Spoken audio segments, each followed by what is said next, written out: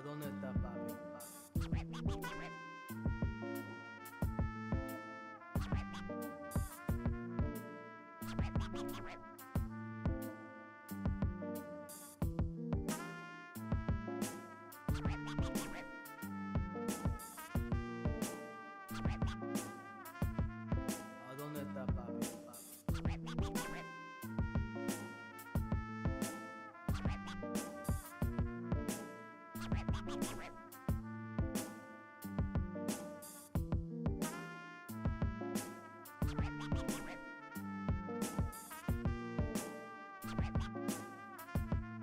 ¿A dónde está papi?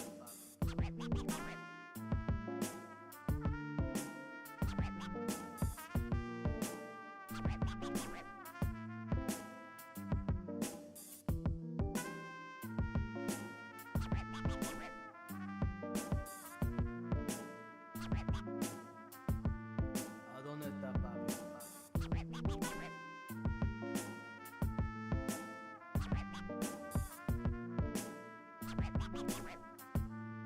¿A dónde está papi?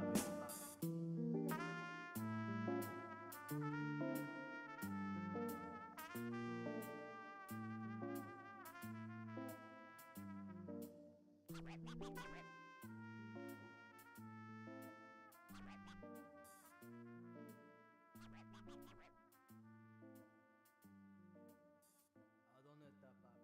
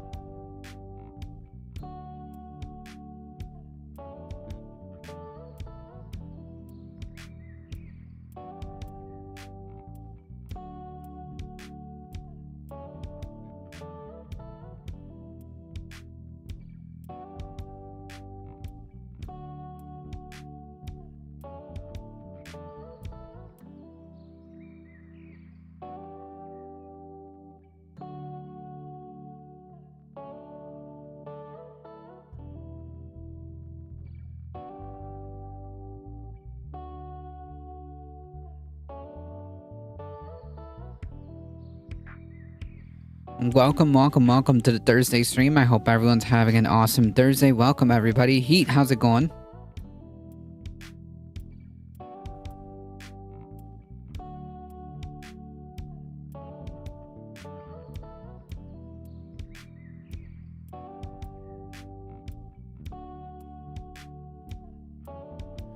We have a few things to go through. Maybe the stream will run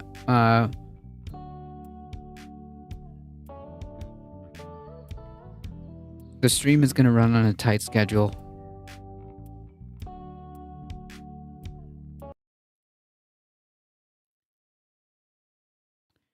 but we do have plenty of stuff to go through. First and foremost, just to give a quick quick shout out. Thank you so much for Yeet the Rich for the offline follow. Sinandra for the wait. No, I don't think I think they were the new person. Michael Hassler, how's it going?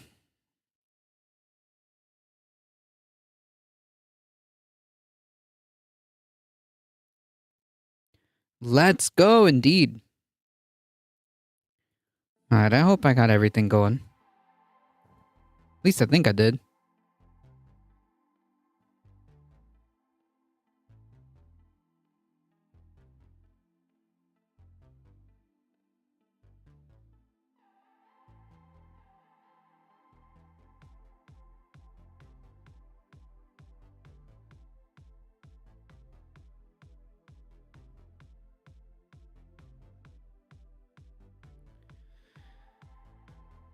Sharpie Diesel, how's it going?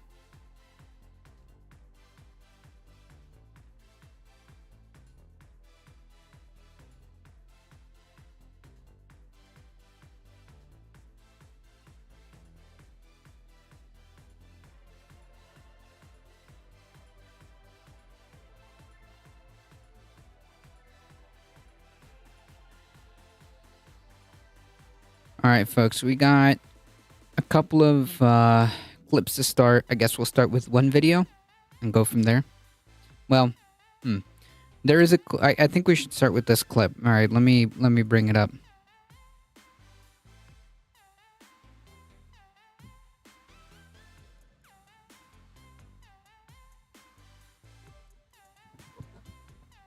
Alio with the 11 biddies, thank you so much.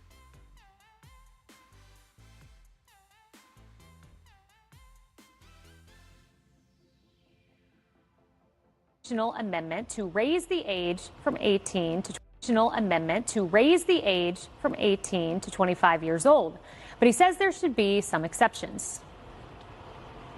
We want to restore civic duty to in the mindset of the next generation of Americans. And how we want to do it is to say that if you want to vote as an 18-year-old between the ages of 18 and 25, you need to either do your civic duty through service to the country.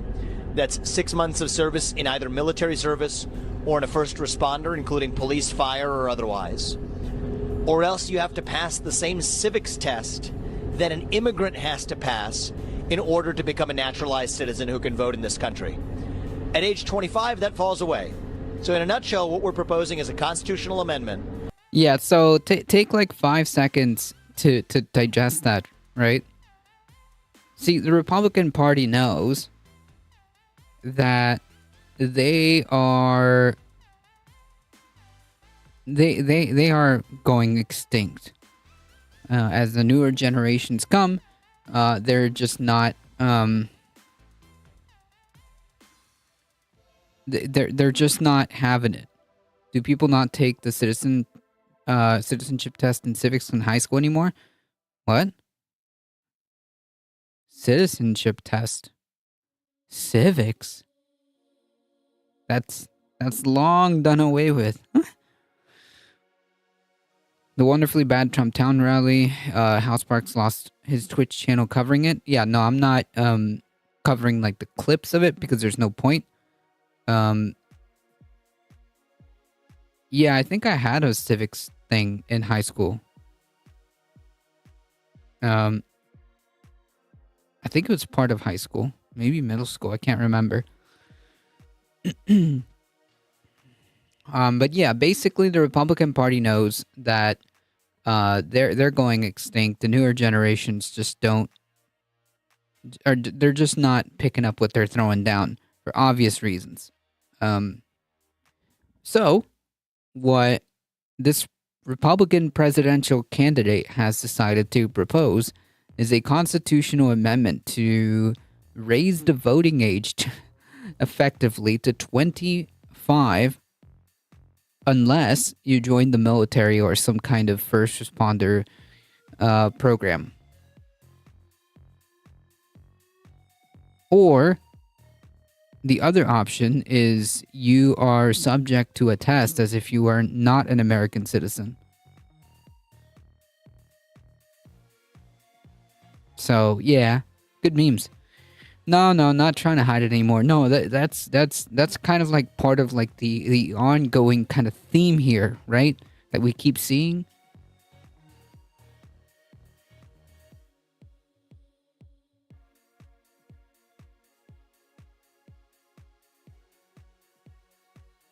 I took typing in high school, so well, I took, well, as part of my computer class, we had like typing classes, but on a computer, not on a typewriter.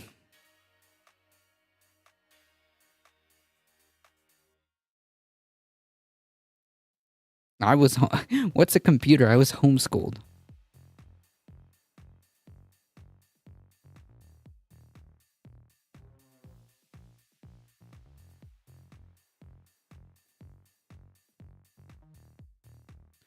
Cosmic Seeking, happy Thursday indeed.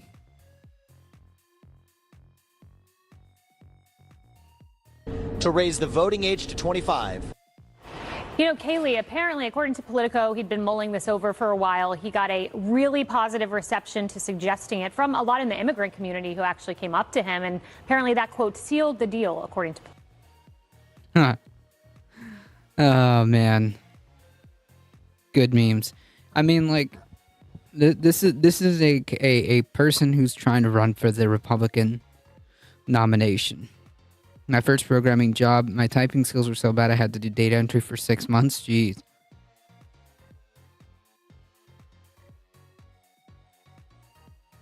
Well, I'm on a well, I've got a computer, so yeah, I type a lot. Just not on a typewriter.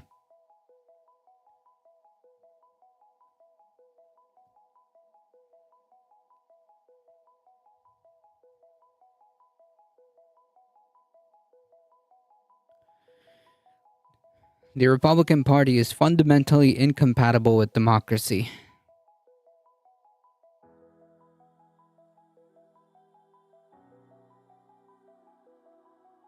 amendment to raise the age from 18 to 20.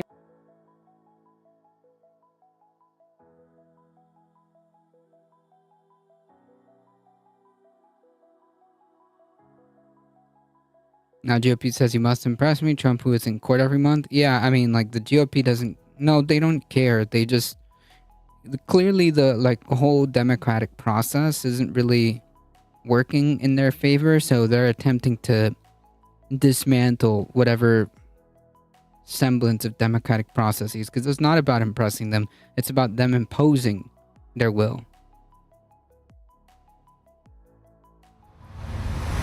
We're in a recession. Maybe. Maybe not, though. It's not super clear. Are we headed towards a recession? It is coming. I think we are on a slow bleed into the recession. All of our indicators suggest that. Leading indicators, consumer confidence, CEO confidence, all point to a recession in the U.S. economy. It's been at least a year since people started talking about a possible recession. Nobody's really sure when it's coming or if it's already here because, rather unhelpfully, there are some contradictory signals right now. Everyone is having their fun speculating, and we could too. Just 20 minutes of pure guesswork. After the Trump CNN shit show yesterday, I think the question marks are getting gigantic and bright neon lights. Yeah, I mean, like, I don't know. I don't know what the point of that was, to be quite frank. I don't understand why CNN did what they did. Absolute fucking garbage. Absolute fucking garbage decision. It was to get ratings, but the ratings weren't even that good. Yeah, it was to get money, correct.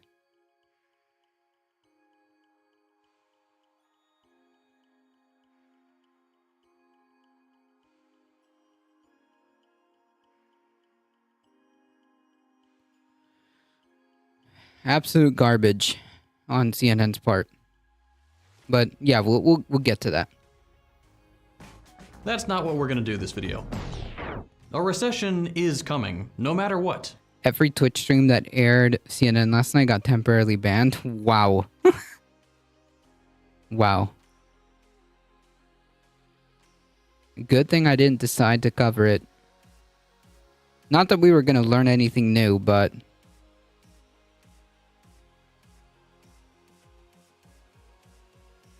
Well, apparently CNN thought it was a good idea. Apparently they thought that it was, because they hosted him. We know it with 100% certainty. What we don't know yet is exactly when. Though, based on current trends, most people expect it to be sometime soon. Not to be too obvious with my thesis statement or anything, I haven't watched but CNN in a video, while anyways. We're going to break down why we Echo know for Rest sure Dragon, that how's the it going? recession is on its way. We'll also talk about the fact that these crises where profits go down are, counterintuitively, a good thing for capitalists, unlike what you might hear them say. And then we'll take things a step further and talk about preventing recessions. Because the truth is, we could stop recessions almost entirely if we wanted to. Okay, this is a graph. You knew that. Specifically, it's a graph of GDP in the United States. If you didn't know, GDP, or gross domestic product, is a garbage number that doesn't really mean much, but... Ryan, House Sparks and Dunbirds all got bans? Jeez.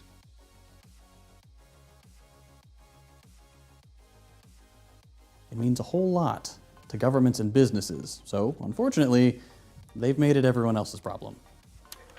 Roughly speaking, GDP measures the total value of all the goods and services in a country in a given year.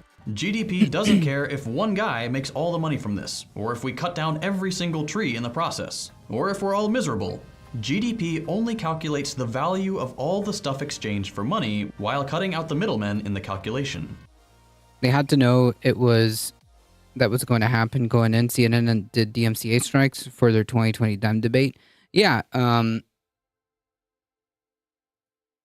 Yeah.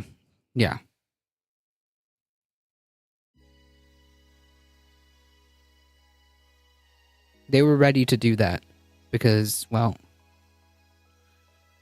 they wanted to get as many people as possible to watch their shit show.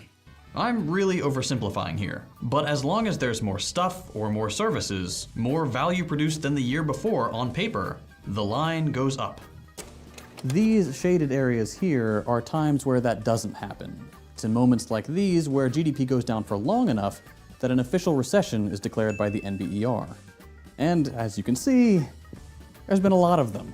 Currently, we estimate there's a recession every 4 to 7 years on average. Like this, right here, is 2008, the last big recession before COVID. In the US, this line going down was accompanied by nearly 9 million people losing their jobs. During the Great Recession, unemployment went up to 10%. 8 million homes were foreclosed on, and millions of people lost their savings or their retirement funds just trying to get by.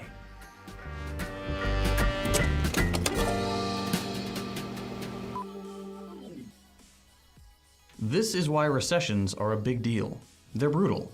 They're not just a few months where you need to cut down your spending on, say, $4 artisanal bread, to take a completely random example.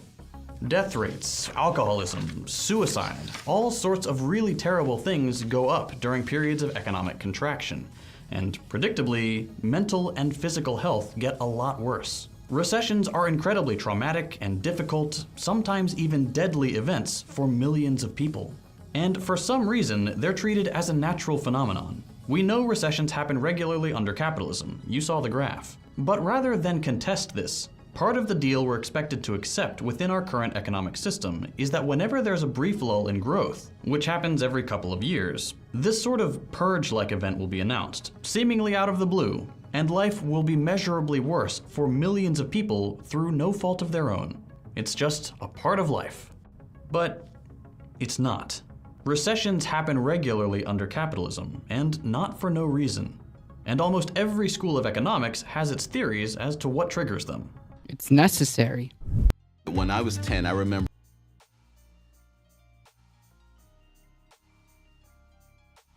Marxists, for example, and here I'm pulling from the economist Richard Wolff in case you're interested, often explain recessions like this. In periods of growth, companies expand. That makes sense. Things are going well, so confidence is high, and companies receive investments, borrow money from banks, hire more people, merge and acquire, produce more stuff, and sell more things. The numbers go up. And this works for a while. But as more and more companies do the same thing, eventually production exceeds effective demand. There's too much stuff being produced because almost everyone is chasing growth by producing for the largest market possible. And when everybody follows this same strategy, they inevitably step on each other's toes. Not everyone can produce this much and reap the rewards. There's just too much stuff in the economy because we aren't producing according to our needs. Each company is producing for its own selfish bottom line. Not only is this obviously terrible for environmental reasons, faced with a lack of effective demand, many companies won't make the profits they expected to and invested their money for. So they'll lay off their workers. Investors will stop investing. And all throughout the economy, the repercussions of this failure to grow begin to bounce from business to business as everyone's inputs dry up. More people are suddenly unemployed, businesses shutter to a halt, profits take a dive, and GDP, the total amount of stuff being bought and sold, goes down. And you get a recession. Yep, and then the almighty line starts to go down, and yeah. What's important to note about this is 1, it's cyclical, and 2, that recessions can begin under capitalism not because of anything bad happening, but simply because profits become harder to come by for the tiny minority of business owners steering the ship. Eventually, though, the survivors find ways out of the downward spiral, either with bailouts, buyouts, or increased exploitation of suddenly desperate workers looking for literally any job amid high unemployment. The economy starts growing again and kicks off the next boom that'll lay the foundation for the following bust. It's cyclical. And it's why we know that recessions are always on their way, beyond just looking at the historical record. Capitalist economists tend to ignore the boom and bust cycle. Either they'll pretend that each crisis is a totally random event and give it its own name to make it seem self-contained, or they'll call this the market quote-unquote self-regulating, casually ignoring that markets don't self-regulate, because governments are always there to set the rules or step in with bailout money. And that self-regulating is a really gross way of framing these events where millions of people go hungry and homeless for no good reason. And look, while there's plenty of debate about the specifics of how recessions work, one thing is very clear: who the winners are. Yep. The narrative politicians and capitalists prefer makes it seem like recessions are bad for everyone, what with the numbers going down, workers losing their jobs, and businesses going under. But that's not a very honest way of telling the story of recessions. There are winners in a recession, and part of the reason why recessions happen so often is because it's always the same people who benefit from them. Here's the data.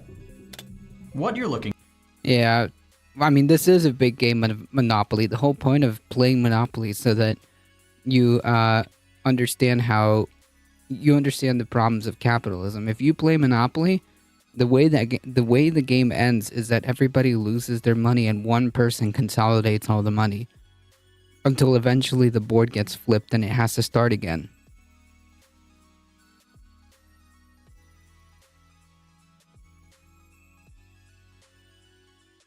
at is a graph of unemployment and capitalist share of income. When unemployment is high and the red line goes up, systematically, predictably, inevitably, 3 years later, so does the black line. Capitalists get a larger share of the total economic pie 3 years after unemployment rises. In other words, when unemployment increases, so it usually ends before that when everyone gets bored. I mean, true. It is a long game. So does inequality, and it's always the same group that benefits. And it's not a big surprise as to why. Workers lose a lot of bargaining power during periods of high unemployment and recessions. It's just harder to get a job when only so many are available and the competition is rough. And that means that capitalists can absorb more of the total wealth. Even if that total wealth goes down, they now benefit from a more dominant True, we are position playing in on the a much economy. bigger board. When employment is high, the times where growth is happening, in some ways that's actually bad for capitalists. They may earn larger profits on paper, but they lose control. Their share of total income goes down with their ability to exploit. Somewhat counterintuitively, this means that capitalists want high unemployment because it makes their slice bigger than the worker's slice. and nothing is better at producing high unemployment than recessions. But just forget the graphs for a second. We can make the same case with a more direct example. Have you ever heard that Baron Rothschild quote, "The time to buy is when there's blood in the streets"? Recessions are a boon to capitalists looking to buy. During recessions, when there's blood in the streets, those with the power to spend and buy, meaning almost exclusively those at the top, are going to find deals. 2008 was the perfect case for this. The signs were everywhere, but now it's official, we are in a recession. At the height of the recession, companies like Blackstone came in and spent billions buying up repossessed homes at a fraction of their cost. They had the money, Welcome, most Itchy and people didn't, Scratchy. and housing is a necessity. So a few large corporations were ready to spend a little while prices were low to prepare for extracting rent from thousands of families for decades to come. All of this, mind you, is a risky gambit. Periods of high unemployment and hunger get revolutionary real quick, and that can be scary to capitalists. While they may profit off disasters and use them to take a larger cut of the pie, crises risk changing how we organize the pie in general. It's not the best analogy. But anyway, that said, so far, capitalism has survived its recessions. More than that, they've been ways to embolden the system. So when capitalists find ways to trigger recessions, by pushing markets to the edge, playing with prices and expectations and so on, taking that risk often pays off. And that's not all. This same story of winning in a crisis takes place not just between capitalists and the rest of society, but between big and small capitalists. Big corporations, which can steer the economy by raising their prices, suddenly restrict or increase production, influence policy, and even trigger wars to some extent, are the undeniable winners of recessions over their smaller competitors. During times of what's called stagflation, a recession or period of economic stagnation combined with inflation, small businesses are weak. They aren't as adaptable and strong as large corporations, so these are the times where bigger companies win not by making crazy profits, but simply by beating the average. And not only that, like bigger companies have the ability to operate at an economy of scale. Your Walmarts. Driving their competition out by surviving when others fail. Right, because they operate in a bigger volume. Let's go back to 2008 for a second and look at JP Morgan Chase. Even as a bank, in a recession centered around the banking industry, with its profits being cut in half from one quarter to the next amid, quote, rising defaults in its mortgage, home equity loans, and credit cards, JP Morgan Chase still managed to have its stock price jump by 11%. The company wasn't doing well by any means, it was just doing better than its competitors. And that's enough. Even when everybody is losing, being the least loseriest of them all attracts investors, allows consolidation, and is ultimately beneficial. In other words, crises aren't that bad if you can come out on top. And the largest corporations, as well as capitalists in general, know this and take advantage of it.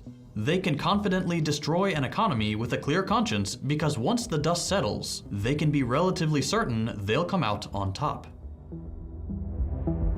Correct. They can absorb fluctuations. How do we stop recessions? They can absorb fluctuations easier. Yep. Also true. That's how Amazon Books became the #1 online book retailer. Yep. We didn't Now they seem natural, inevitable even. Every recession is treated as some freak accident, rather than the culmination of predictable trends, and they are built into our current economic system, capitalism, which can also seem inescapable. But what if we didn't depend on growth and profit to live fulfilling lives? If that were the case, a periodic dip in growth wouldn't be a problem. In other words, what if we just had a degrowth economy? The truth is that the only context where an economy not constantly growing is a bad thing is under capitalism. When businesses have to choose between satisfying the needs of their workers and the needs of capitalists to generate profits, the latter always wins out in the end.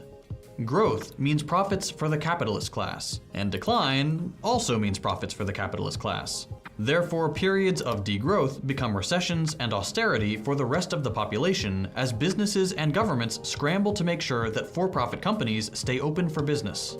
Capitalist firms can't afford not to make profits above the mean, and capitalist governments can't function without growth.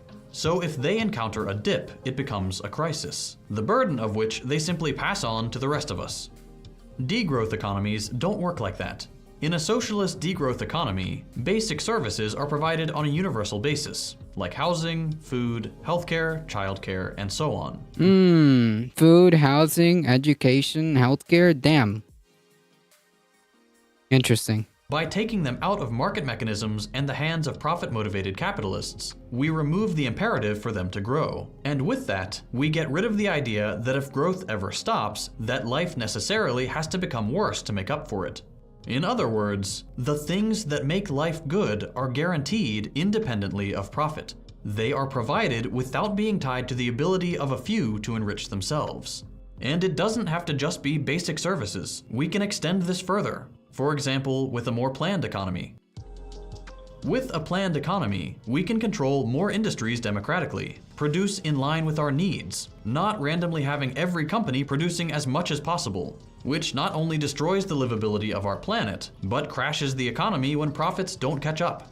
Instead of relying on profit to guide our investments, we could simply invest in the things we want to see happen, with democratically run financial institutions instead of privately controlled banks that only follow the logic of growth to assess whether something is worth doing. Alternatively, think of something like a mutual aid network today. Mutual aid doesn't do for GDP. GDP doesn't have any way of measuring something that's done freely. It just doesn't consider it to exist. Since mutual aid networks are often just people working together to improve their lives, providing each other with services and sometimes goods, usually without money changing hands, as long as those things remain insular to the collective, life gets better without GDP moving an inch. Economies don't need growth for life to be good or for life to improve. True. When the motivation for doing stuff is democratic will, not profit, life gets better without some rich guy's bank account getting bigger. It's the exact opposite of austerity and recessions. It's abundance for all, even in the midst of bad numbers. And I get that this is abstract. The bottom line is that when capitalists aren't in charge, we don't need to satisfy their needs before societies, or hope that the two coincide. It's actually really simple. People before profits. Now, does this mean no more crises? No, definitely not. Another global pandemic, a massive drought, or a war can all still cause problems. Some things just can't be avoided entirely. That's the reality of life. We can prepare, but we can't always prevent. That said, within a socialist framework, the consequences don't have to be so bad, because the first priority isn't company profits. An economy that prioritizes human well-being would simply continue to do so even in the midst of a crisis. Unlike a growth economy, which is ready to sacrifice collective good for a small group of people's numbers to look better. A crisis can be weathered, instead of becoming an excuse to cut social services and grow the capitalist share of the pie, like what happens after every crisis in this decaying neoliberal era. I know this might sound utopian, but it's really not. It's necessary. It's common sense. We cannot keep chasing infinite growth on a planet with finite resources. And we cannot keep punishing average people for the greed of a few capitalists. We can get rid of recessions. Life can be better for all of us.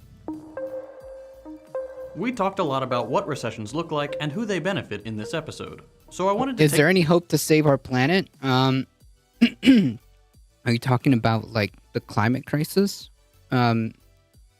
Is there any hope? Yeah, there is. There is. The fact of the matter is that there is still time, which is why the sense of urgency is as great as it is now. I would recommend Nate Higgins and The Great Simplification.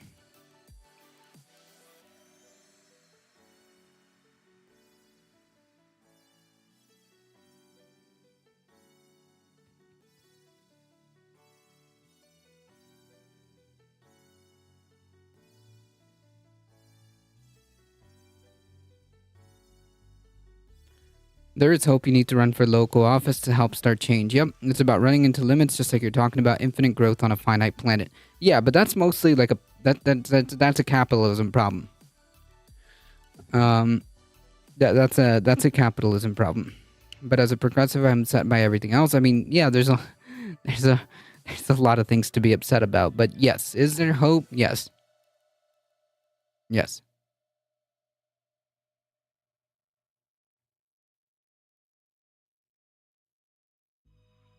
Capitalism isn't going anywhere? I don't know that. Is it going anywhere anytime soon? Probably not. But to make such an absolute statement like capitalism isn't going anywhere, you don't know that.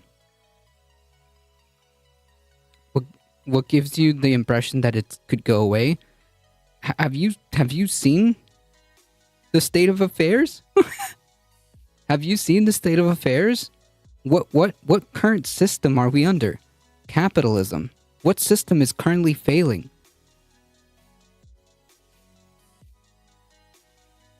Trump said yesterday when he gets back, he will drill, and bring the cost of fuel and energy down dramatically. Yeah, he has no idea what he's talking about. Other than him not giving a shit about the planet.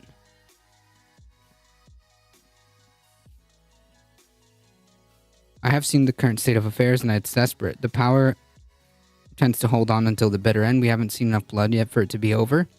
Who knows?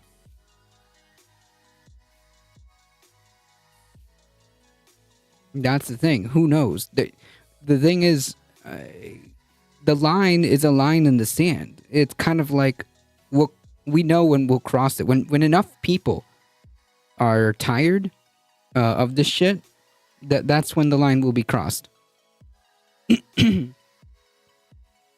But to say that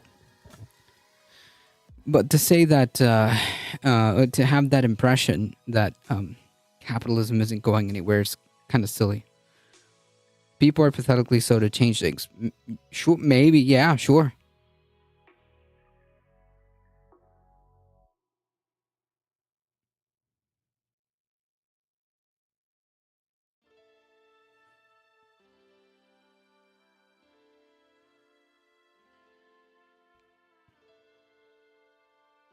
Take a second to give an example of what recession news coverage looks like using today's sponsor, Ground News.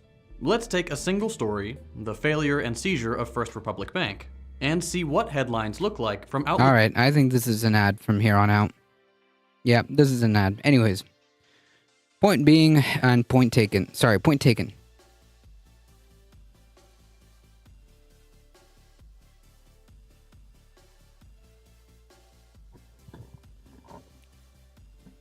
Alright, switching gears, let's kind of skim through this one. Dianne Feinstein finally returns to Senate after being wheeled in a wheelchair to resume her job. Instead of just saving us all the time and resigning.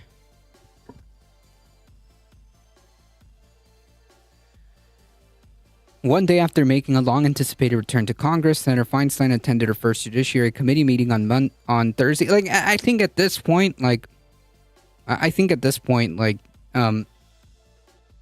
we're crossing the line to like elderly abuse. Okay.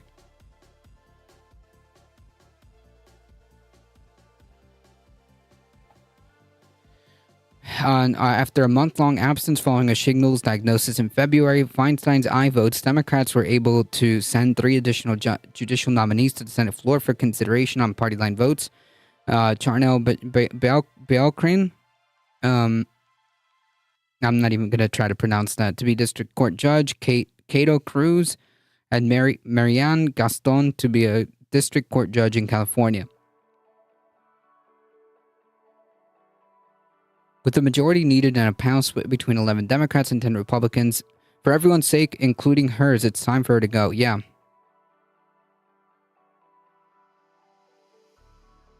I believe in good capitalism, or maybe I should call it democratic. I think Cenk Uygur identifies as democratic capitalism. I mean, like, it's kind of like... I didn't even know that, like, Cenk Uygur used that same term. I used it as a meme. Because like basically what I was advocating for is for was socialism. I just called it democratic capitalism because I made the argument that workers should democratically own the means of production, which just ends up being socialism. It's a good meme. Democrats have been unable to advance nominees without some level of bipartisan support because of Feinstein's absence, leading some to call for her resignation. On Thursday, some Democrats were relieved that they could hit the gas again on Biden's nominee without needing any GOP support. Quote, "It's full speed ahead, absolutely," said Senator Richard Blumenthal. "No delays or holdups that I can see." Cory Booker defended Feinstein's decision not to resign, saying that like many other senators in our history, she had an illness. Okay, but understood. Great. Yes, there were several senators and there are several instances where a senator was out for a couple of weeks, and so be it. But this was not it. And not only was she out for what, months? 3 months? But she was holding up very crucial, important votes.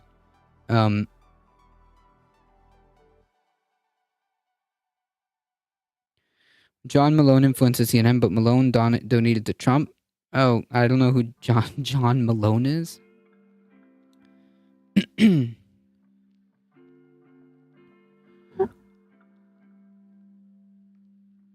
Also, she's not running for re-election. So not only was she holding up like crucial votes, but she's not even running for re-election.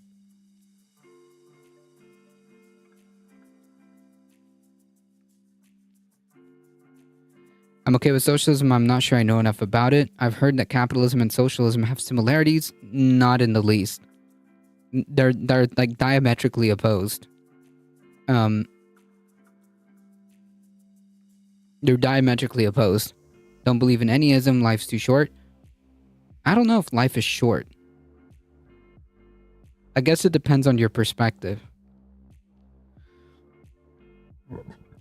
Anyways, she returned to the Senate. I'm excited about that. The Senate was getting a lot of work done. A lot of judiciary nominees have been passing through Senate, Booker said, so it's great that she's back. If she is somebody that I've leaned on in my 10 years and here as an incredible confidant and mentor. I broke my neck 2 months ago and I'm lucky to be here. We all are. Yes, but that doesn't mean life is necessarily short. I don't know, man. Decades is a very long time. 80 years is a very long time.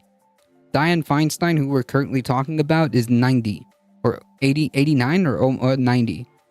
That's a long time.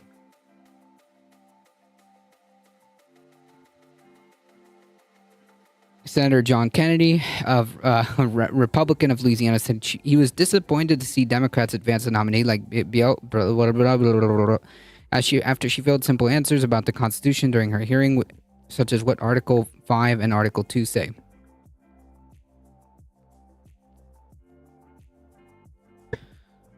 There are a handful of President Biden nominees who are more activists than lawyers. That's rich. That's fucking rich coming from this guy's fucking party. Anyways, and just based on cursory examination of them, it appears they got their law degrees with a happy meal. They don't deserve to be judges, and it disappoints me.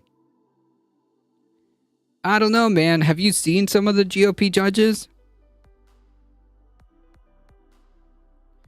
The meeting started shortly at 10 a.m. Feinstein arrived at around 11:24. Senators often go in and out of committee meetings, and several other members voted by proxy. The committee approved a few nominees with bipartisan support before Feinstein's arrival, and then advanced another three with just Democratic votes, including her eye. Okay, she's 89. Feinstein, 89, was pushed in the committee room in a wheelchair and did not respond to shouted questions by reporters. I'll take my law degree with fries. I said both evil and good. I don't know what that means. Our country has bad, not the good kind of socialism for the greedy rich. Well, no, it's not socialism.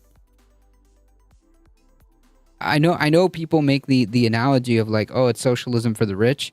What they mean is they are being subsidized for the they are being subsidized by the government, which is by the people. They're being subsidized by the people. But that's not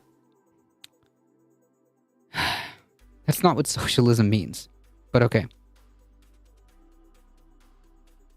Anyways,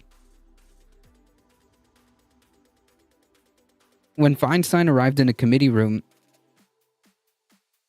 the Senate Judiciary Chairman Dick Durbin announced her presence to a standing ovation from her colleagues. Feinstein, wheelchair now absent, walked to take her seat, appearing to mouth thank you to applauding senators and staffers. She sat next to Durbin and shook his hand.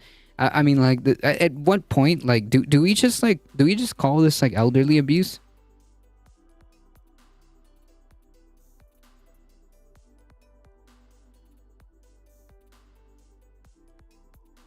The capitalist state serves the capitalist. Correct. I understand, like, an attempt to kind of, like, for, like, as a rhetorical device to say, like, it's socialism for the rich and rugged individualism for the poor. I understand the rhetorical logic behind it, but yeah, that's not what socialism means.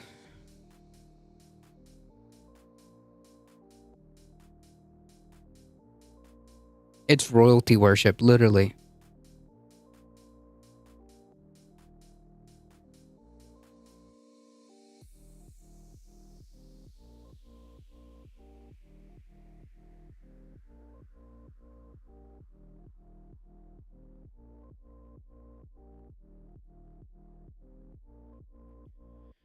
I believe I speak for all of us with feelings of relief and support for our colleague, Senator Feinstein, whose return to Washington, Durbin said in his opening remarks. Before her arrival, the Queen has arrived. I know that she's been through significant health challenges, and we all wish her the very best.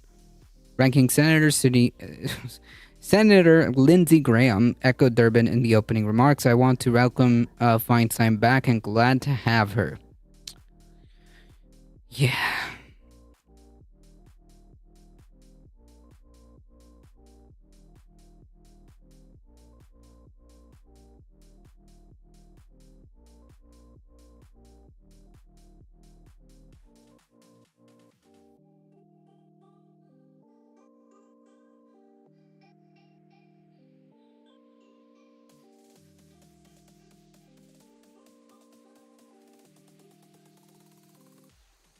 One Biden nominee who did not get a vote was Michael Delaney, selected to be a judge for the First Circuit of Appeals, Court of Appeals. Delaney faced question for his role in a school sexual assault case, and it has been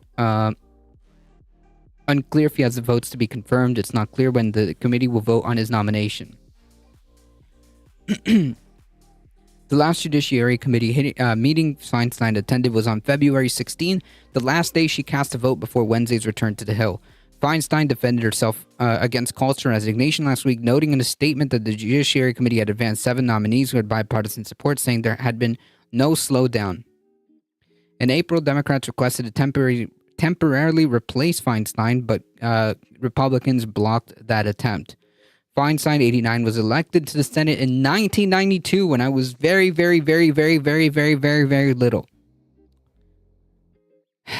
Announced in February that she would not seek re-election in 2024, opening up what is expected to be a fierce Democratic competition for her successor. That's such a weird framing. Just like Michael Hassler said, it's like literally freaking royalty worship. Successor. I don't know, man. Like that language when it comes to like senators or representatives, whatever. Thursday's Judiciary Committee meeting adjourned at noon. Yep, so she's back.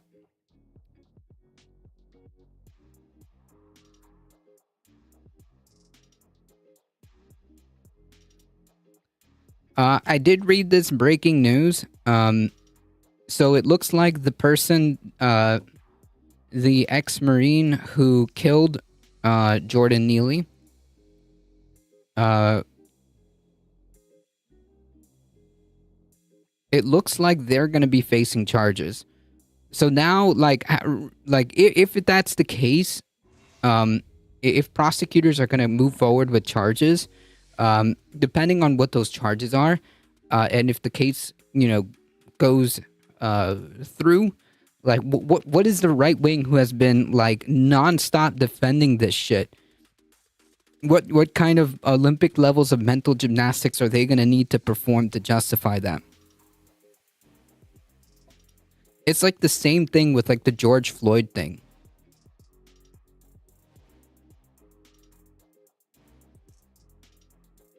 No, I use it as more like he should have known better. And the fact that he was a Marine is like a factor in the sense that like he knew what he was doing. Or at the very least had some kind of training. Which I'm sure is going to be a factor in court. 100%. I'm sure it's going to be a factor. I mean, I guess some news outlet might use it as a accolade, but I'm using it as a what is it? What is it when they like tack on things during sentencing? Not exacerbating factors, aggravating factors. I'm using it as a like an aggravating factor. Like, bro, you're a fucking Marine, or were. Like, what are you doing? I wrote my first journal entry in '92. I don't think I could write in 1992.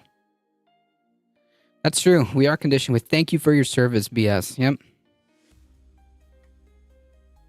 So we'll be following that case, and we'll see. Just like how these fucking right-wing ghouls spent cycle after cycle defending the fucking murder of George Floyd. The same thing is happening now, and I wonder, because like after like the verdict came out for the piece of shit police officer, the fucking murderer,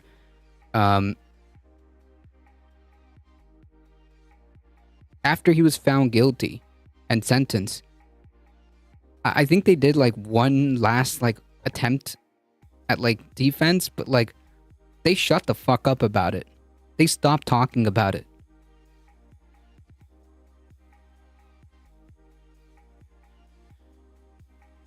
Spent all this time trying to make fucking defenses for the murder of George Floyd. Fucking pieces of shit. And now like the same kind of like concept is going on. Like, bro, I don't give a shit how many fucking times the dude was arrested. As far as we know, as far as the evidence that we have in front of us, the dude was literally just yelling. The dude was yelling because he was under mental like stress because of mental illness that was probably exacerbated by, I don't know, being fucking homeless and not getting the help that he needed. And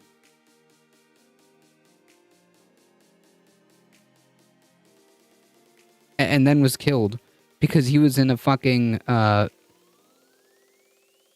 in a choke for like what? He was in a chokehold for like 15 fucking minutes.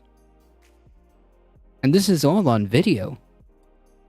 Like the most we have in terms of like evidence is that the dude was yelling. He was yelling a lot and was like what seems to be described as like like he was having like an episode. That is not a reason to murder anybody. They talk about crime on the subway being so bad that committing murder on the subway is good. Yeah. These fucking ghouls were like running defense, and like the best that they could do was like fucking like try to drum up like the idea like, oh, he's been arrested over like 40 times, so good fucking riddance or whatever. Like these fucking ghouls have no empathy for life whatsoever. They're like they're fucking like psychopaths. Like I'm sure that a lot of you have seen the way these people talk, at least online. At least online, like fucking like psychopaths. Thanks for literally going into the only career you could have. That's a point, not a. Yeah, true. Good point. That cop is a piece of shit. He went to federal, didn't he? I think so. Maybe I shouldn't be saying this in chat, but if the cop was sharing a cell, he'd be in some serious danger in a video game. I think former cops get separated from the general population. Yeah, for obvious reasons. Yes, I imagine so. Anyways, the TLDR is like the same kind of like disregard for behavior. I mean, for human life. The disregard for human life. The disregard for like, black people's lives.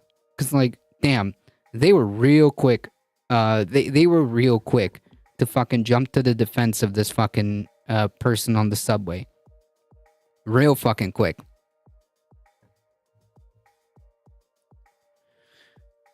In a video, oh, it's a meme. It's a meme. So like, how do I explain this? Can somebody like give a synopsis or give a small like explanation of what that means? Anyways, don't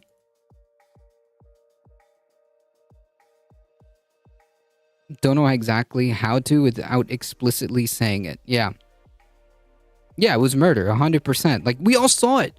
It's on video. And, like, what blows my mind is, like, it goes back to the same thing. Like, it blows my mind. Like, these fucking ghouls will literally watch a cop sit on somebody's fucking neck for, what, 9.5 minutes, and be like, oh, well, you know, he was on drugs. Oh, well, you know, he was arrested for, like, whatever before. Oh, well, shut up. You just don't give a shit. And the same thing, like, the same kind of, like, immediate, like, defense was used. Oh, he was, Jordan Neely was arrested, like, a gazillion times. Like, yeah, dude, still doesn't justify choking somebody for 15 fucking minutes on camera. It was on video. There's witnesses, too. Like, there was a subway full of witnesses. The most we got is that the dude was yelling.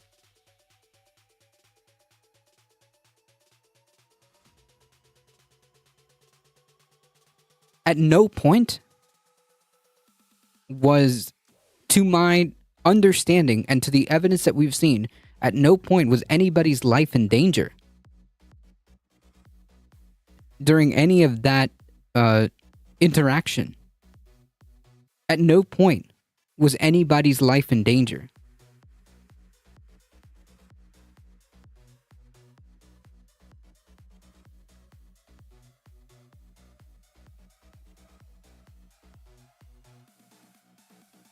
So TLDR is that it looks like there will be charges. There will be charges for this person. We're gonna follow it and see what happens. But yeah, if it ends up being the case that the dude actually gets convicted, I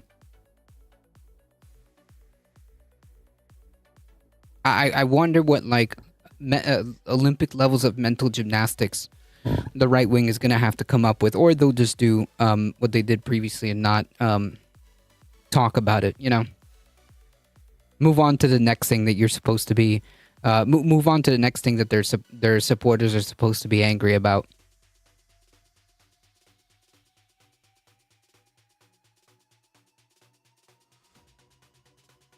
Nah, you're good. As long as you don't violate TOS, you're good.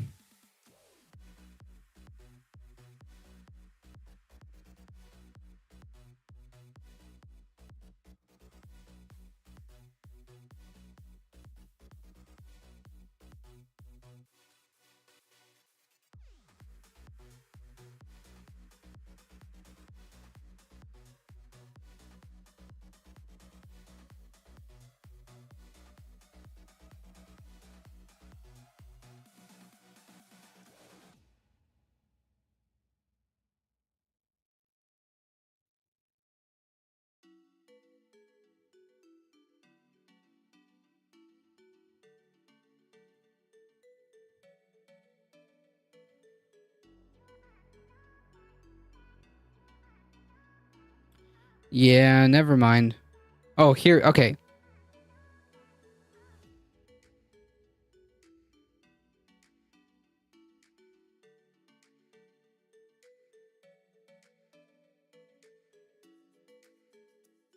Like this shit.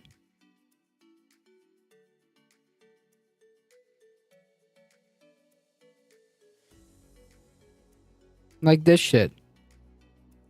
A good Samaritan steps up to restrain. Bro, he fucking killed him. An insane, erratic vagrant. Okay, and none of that was him threatening anybody. Having a mental health episode does not mean a death sentence.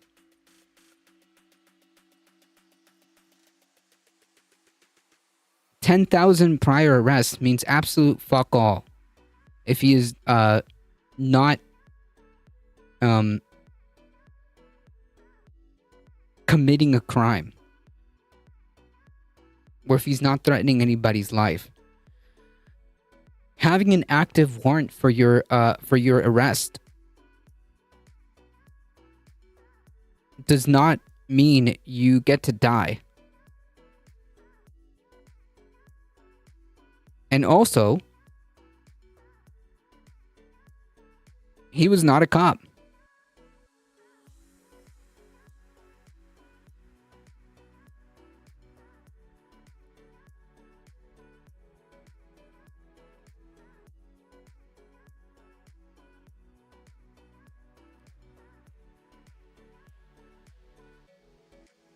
All right, folks, let's talk about this real quick.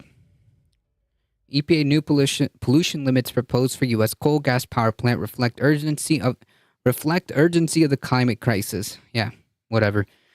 The Biden administration proposed new limits on Thursday, today, on greenhouse gas emissions from coal and gas-fired plants.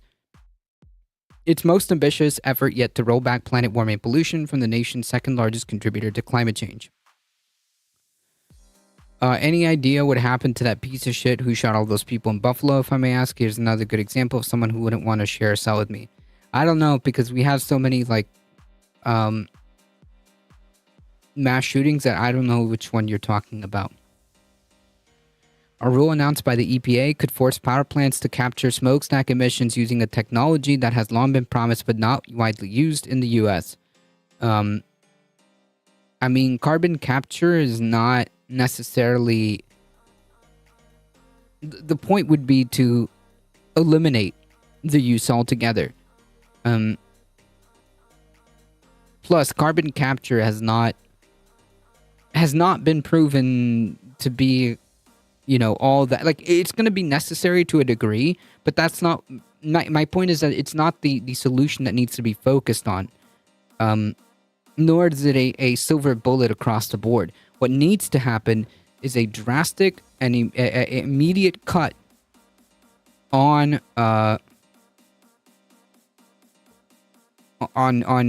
carbon emissions. That's what needs to be happening.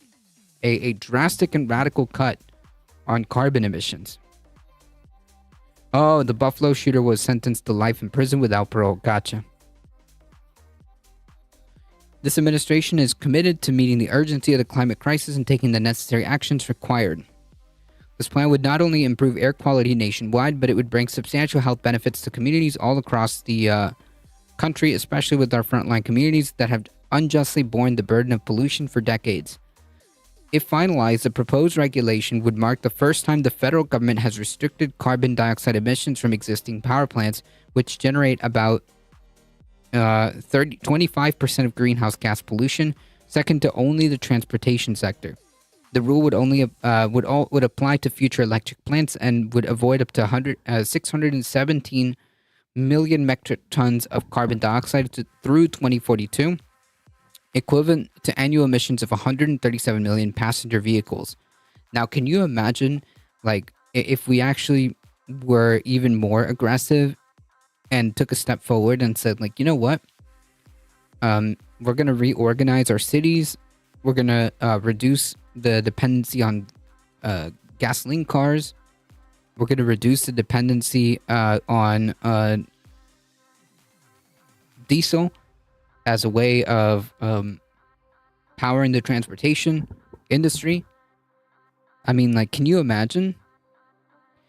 Manchin is losing his shit over this, and I'm here for it. Yeah, that's why he got big mad, I guess, because we went over an article yesterday that he was gonna oppose every EPA every EPA nomination or something. I guess that's part of it. Is that it? Is that why he's triggered? He can fucking stay mad. Piece of shit. Almost all coal plants, along with large, frequently used gas-fired power plants, would have to cut or capture nearly all their carbon emission by 2038, the EPA said. Plants that cannot meet these new standards would be forced to retire. Good. The plan is likely to be challenged by industry groups and Republican-leaning states. No surprise there. They have accused the Democratic administration of an overreach on environmental regulations and warn of a pending reliability crisis for the electric grid. The power plant rule is one of at least half a dozen EPA rules limiting power plant emissions and wastewater treatment. Quote, it's truly an onslaught. An onslaught of government regulations designed to shut down the coal fleet prematurely. I mean, if that's the consequence, if it's really that, if that's really the consequence, Reagan denied that the power plant rule or any other regulation was aimed at shutting down the coal sector, but acknowledged that we will see some coal retirements.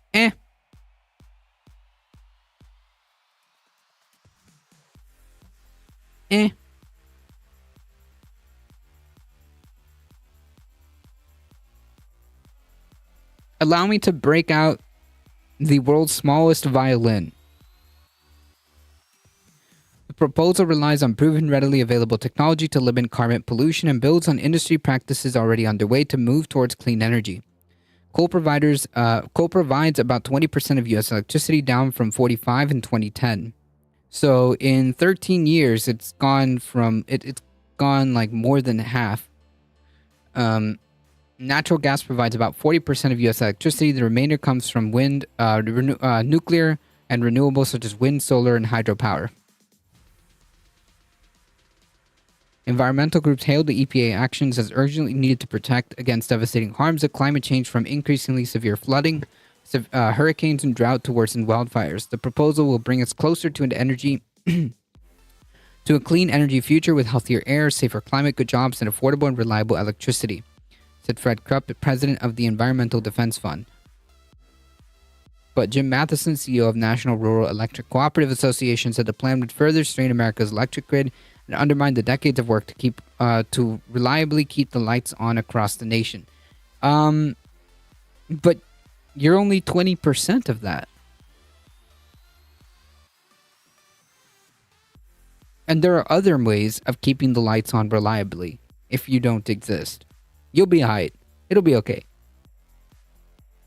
Matheson, whose association represents 900 local electric cooperatives across the country, said EPA's plan could force critical, always available power plants into early retirement and make new natural gas plants exceedingly difficult to permit, site, and build.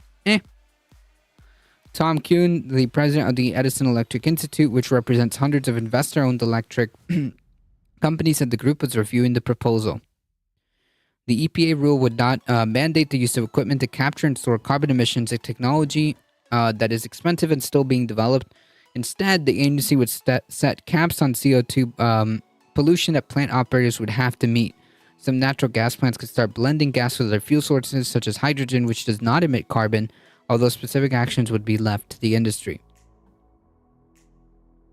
Still, the regulation is expected to lead to greater use of carbon capture equipment, a technology the EPA said has been adequately demonstrated to control pollution. I mean, on paper, like, yeah, but also, it hasn't. It's not carbon capture technology. I don't think is ready. Nor do I want to give the impression that if we just harness this carbon capture technology, that we can just continue on doing business as usual.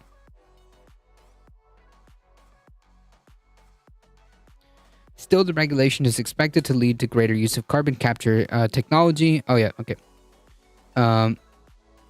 Jesse Stolark, the executive director of Carbon Capture Coalition, said proposed rules elevate the role for carbon capture by naming it as one of the available technologies for reaching emission standards. Even with aggressive growth of renewables over the next decade, fossil fuels, especially natural gas, will be in the domestic energy mix for decades. Yikes, we don't have decades, though.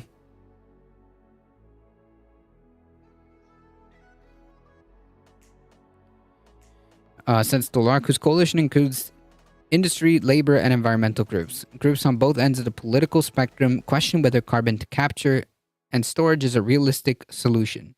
Yep.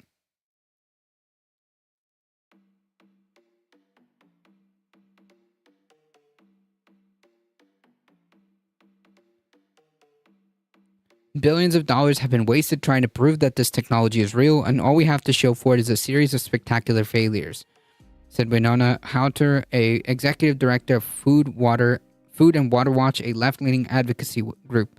Marty Durbin, president of the U.S. Chambers of Global Energy Institute, said EPA regulations must be grounded in what is technologically feasible and commercially available. I mean, you can go renewable. Going beyond that, as this regulation does, could threaten electric reliability and raise energy prices to unsustainable levels. Asterisk. Maybe there shouldn't be private electric companies. Maybe something as important as the electric grid, as energy, shouldn't be in private hands. Just a thought. I'm just saying. Maybe private electric companies just shouldn't exist. About 60% of the electricity generated in the U.S. last year came from burning fossil fuels at the nation's 3,400 coal and gas-fired plants, according to the U.S. Energy Information Administration. Quote, "We need to meet this climate crisis," said David Doniger, Senior Strategic Director for Climate and Clean Energy at the National Resource Defense Council. The power plant rule are crucial to meeting President Biden's goals to cut greenhouse gas emissions in half by 2030 and climate carbon emissions from the power grid by 2035.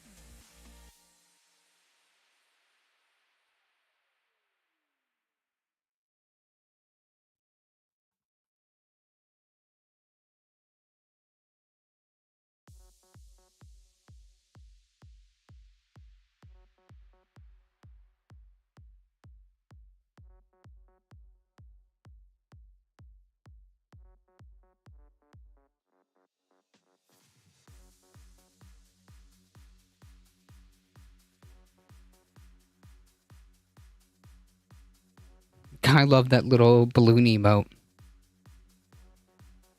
Phenomenal emote.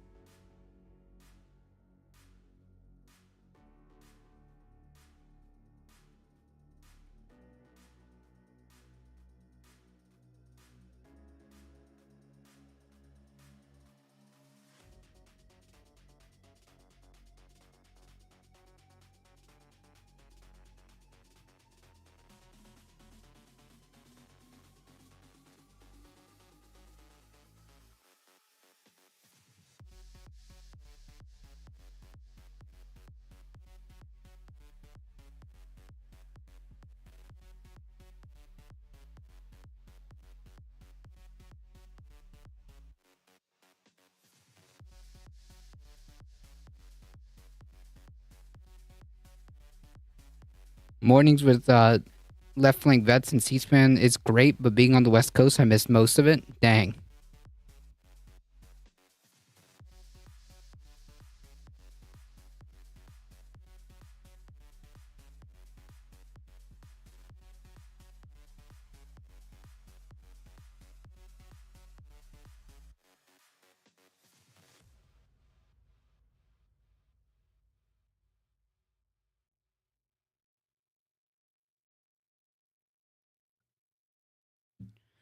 How are your felines doing? Well, Buddy's chilling. He's probably right here. And Bakita is upstairs.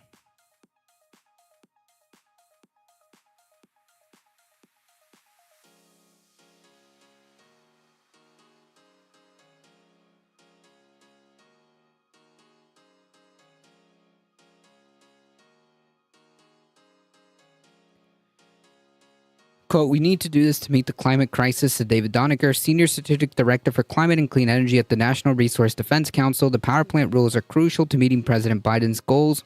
Yes, to cut greenhouse gas emissions by 2030 and eliminate carbon emissions from power grid by 2035.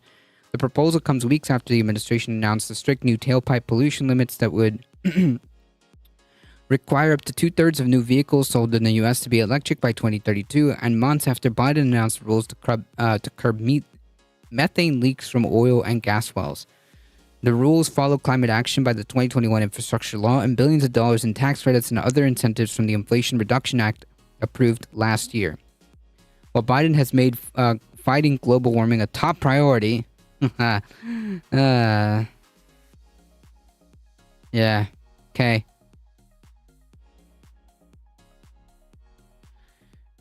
He has faced sharp criticism from environmentalists, particularly young climate activists, for a recent decision to approve the contentious Willow Project in Alaska. The massive drilling plan by oil giant ConocoPhillips will produce up to 180,000 barrels of oil a day on Alaska's petroleum-rich North Slope. Environmental groups call Willow a carbon bomb and have mounted a social media Stop Willow campaign.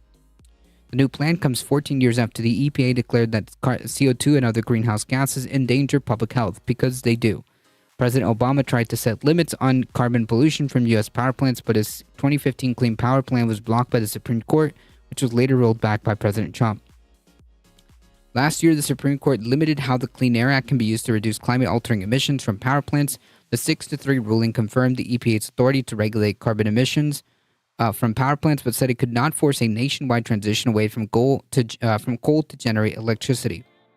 Vicki Patton, a general counsel at the Environmental Defense Fund, said the rules relies on the EPA's traditional authority to regulate air pollution, and what you see here is a proposal that takes great care to address the Supreme Court's concern. The EPA says this new rule will give plant operators flexibility to meet new standards in a method of their choosing. Instead of creating one limit that all power plants must meet, the agency said it will set a range of targets based on the size of the plant, how often it is used, and whether it's already scheduled for retirement.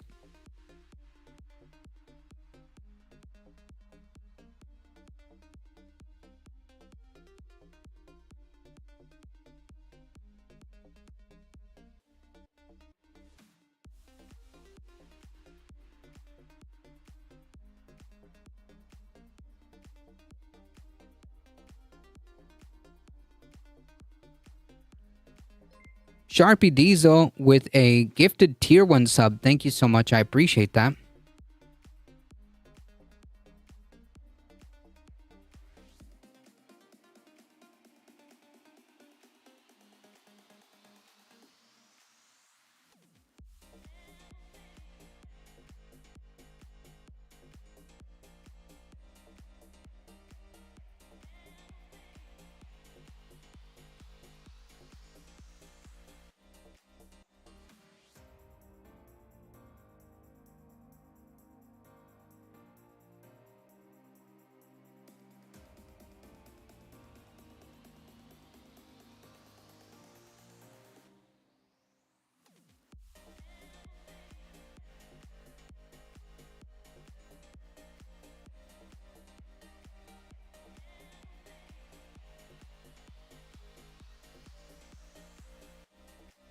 Thank you so much. I appreciate it.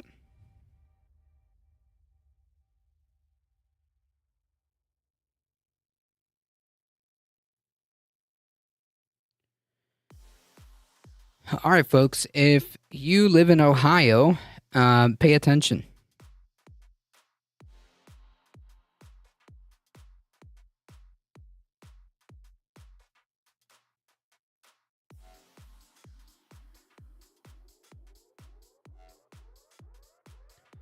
Ohio lawmakers set to vote vote to set August 8th election for controversial 60% constitutional amendment proposal. Republican state lawmakers voted to set an August 8th election in which Ohio voters will decide whether it should be harder for citizens to make future changes to the state constitution, a proposal intended to spoil a potential abortion right ballot issue that could come later this year. Pay attention, folks.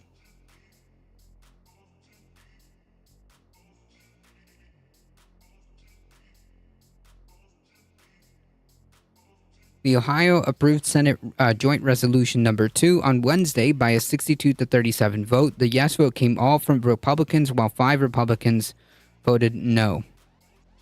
The Republican-dominated Ohio Senate passed the measure shortly after on a 26-7 party line vote.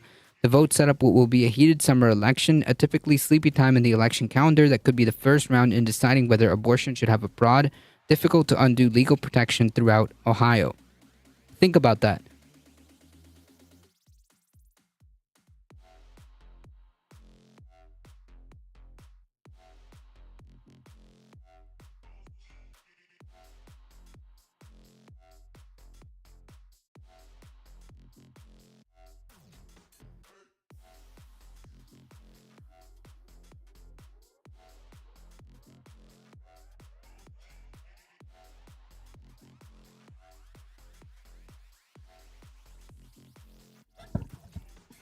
Wednesday's vote followed months of delays in the House, accompanied by months of intense lobbying from Republican activists and socially conservative groups. 2 influential lobbying groups, Ohio Right to Life and the Buckeye Firearms Association, led a public effort to whip up votes and pressure House Speaker Jason Stevens, a Lawrence County Republican, to put it up for a vote. In the closing stretch before the vote, a super PAC backing the measure popped up, airing TV ads pressuring individual lawmakers by name, bankrolled by a Republican mega donor from Illinois.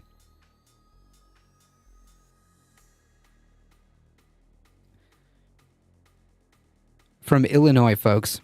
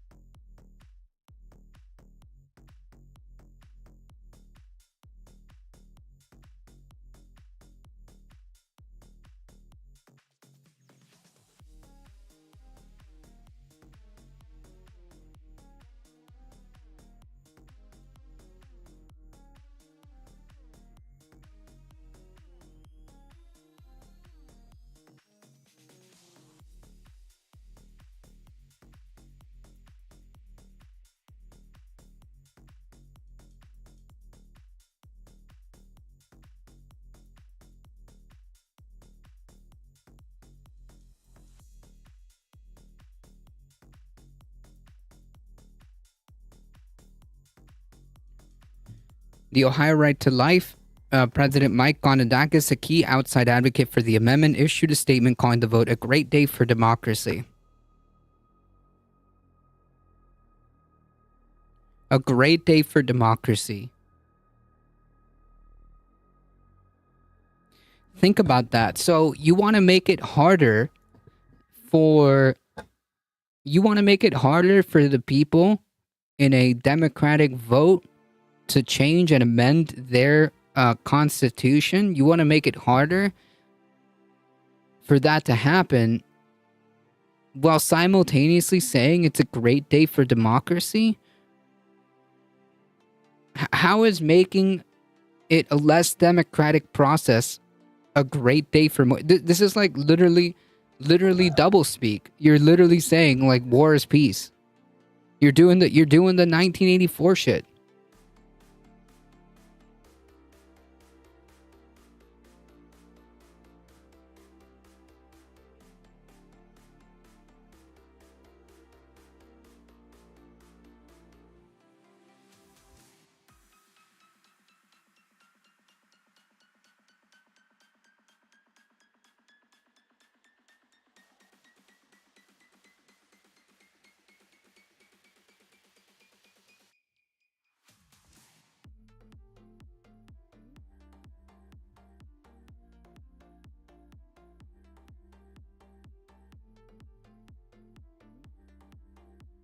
These tyrants need to go F themselves, true.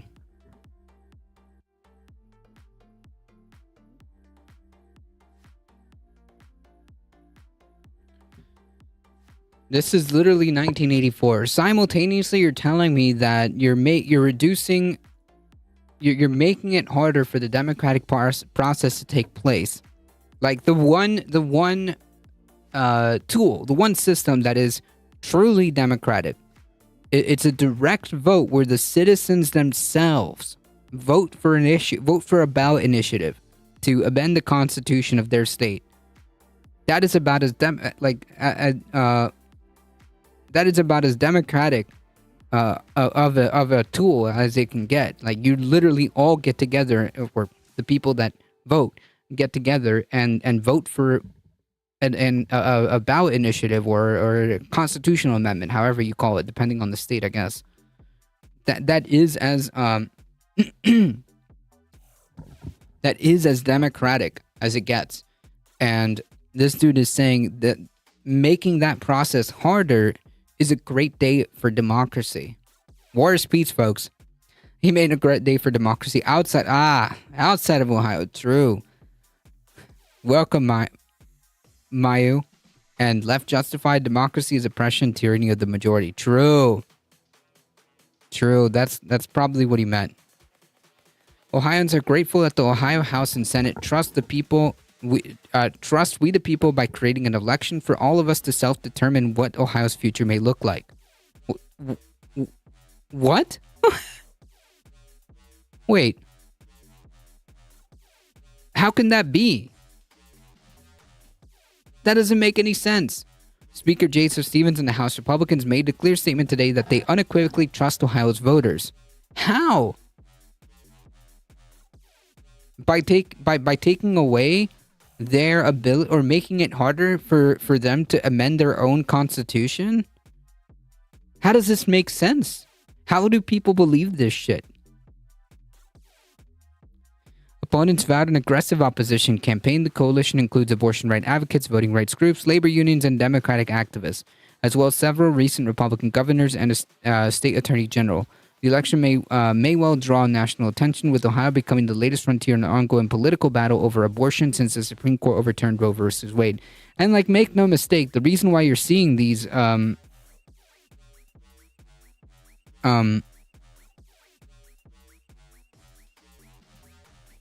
outside state donors, mega donors, is because if this is successful, then, I mean, why not do it in other states?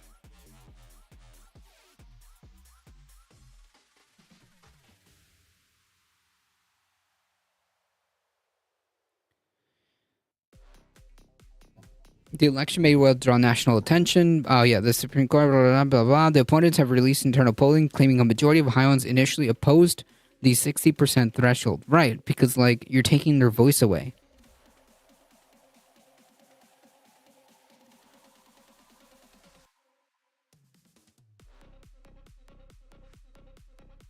This amendment is a political ploy designed by special interests and politicians to get voters to give up their rights under false pretenses.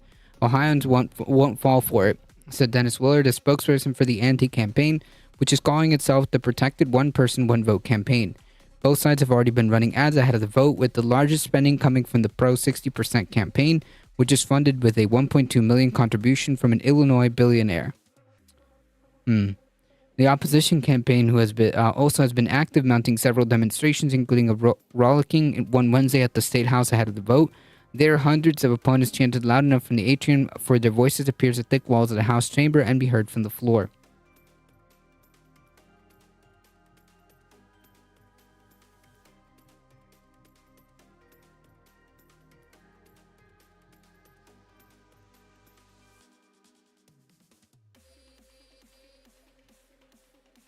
Similar measures setting higher threshold for state constitutional amendments have fallen in other states in recent months. Voters in Arkansas and South Dakota both voted against proposals to require a 60% supermajority approval for amendment proposals last year, although neither of these proposals were tied to abortion. Republican leaders called the vote on Wednesday following the roughly 90 minutes of debate and floor speeches. Democrats called the measure undemocratic and predicted that voters will reject it in August. The SJR2 protesters chanted following an initial vote, leading Stevens to call for the House Sergeant at Arms to clear the gallery.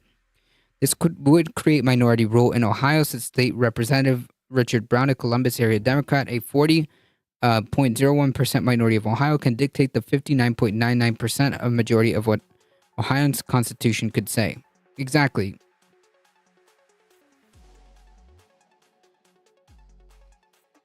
Republicans, meanwhile, generally downplayed the role the measure would have in creating potentially unsurmountable hurdles to the abortion right ballot issue in November. They said it would safeguard the Constitution from special interest groups. Wait a minute. Hold on. I have a question. And it's a really simple question. Who's funding the money for all these ads? Who do you think is funding the money and the support for this undemocratic measure?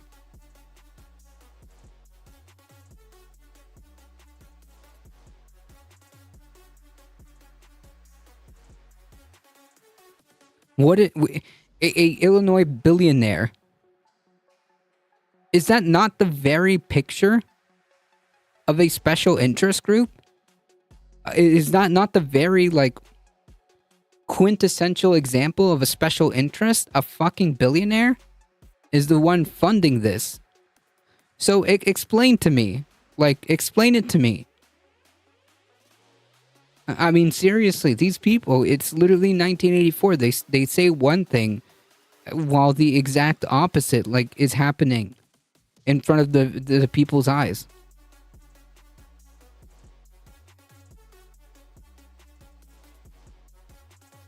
Could it be a special interest group? Yeah, what better example of a quintessential example of a special interest than a billionaire mega donor? This is seriously some unironic 1984 shit. They're telling you that the reason that they're doing this is to be more democratic. But it's the opposite. They're saying that this would safeguard from special interest groups while being funded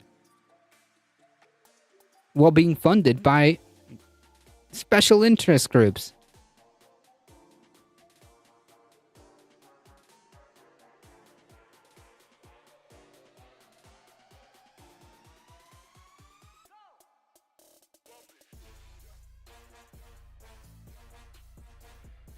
The only group is a group of paper money? Yeah, I mean, this is already attracting a lot of money.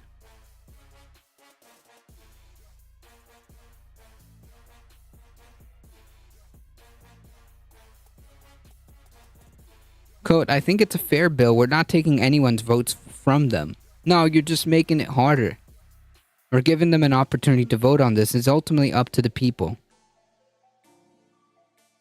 Yes, it is. So make sure that if you are in Ohio or you know somebody in Ohio, please pay attention.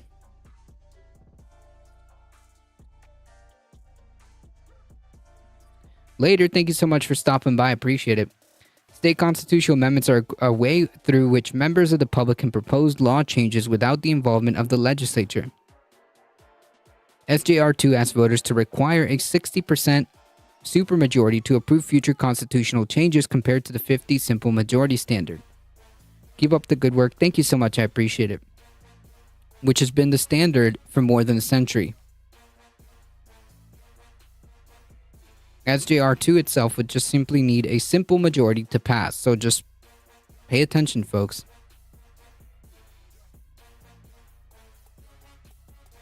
SJR2 would also create a new legal hurdles, making it even harder for proposed amendments to even qualify for the ballot. So yeah, you are taking away people's choice. Hello, Kitty. You gonna come do the rest of the news with me? Come, Vaquita. Come on, kitty. Come on, kitty.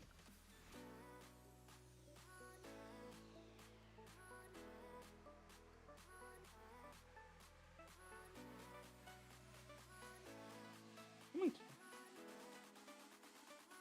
Come on, kitty.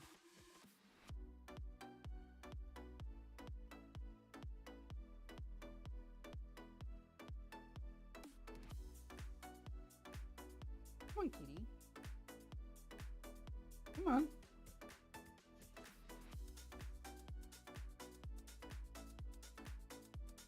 Come on, kitty. You can do it.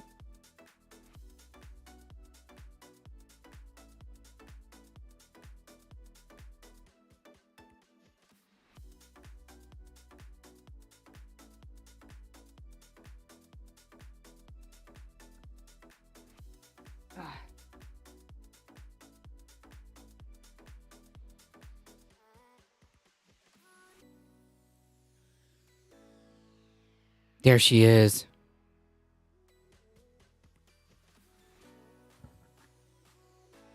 People are going to be upset when they wake up one day and realize they've been taken away their vote. Yep. That's what happens when Republicans win power, right? The Republican Party is fundamentally incompatible with democracy. Period. Luella Wolf, thank you so much for the follow.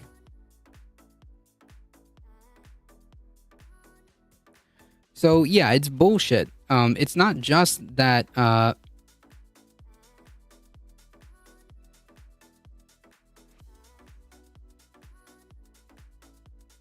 it's not just that it's harder to pass a constitutional amendment, but it's harder to even get proposed amendments to even qualify on the ballot to begin with, which is the whole point. It's already a complex and expensive process that involves collecting hundreds of thousands of signatures from registered voters around the state within legally set timeframes. Right now, groups that want to send proposed constitutional amendments to voters must first collect 412,591 signatures, 10% of the total votes cast in the most recent election for governor, including a set number from 44 to of Ohio's 88 counties, so half. Supporters of the potential abortion rights ballot currently are working to meet these signatures by a July 5th deadline. Gugu syndrome, yep. SJR2 would require that a certain number of signatures for future amendment campaigns come from all 88 counties, which would make organizing drives more expensive and much more complex, because they don't want you to have the ability to vote on constitutional amendments, because that is one of the ways that you can,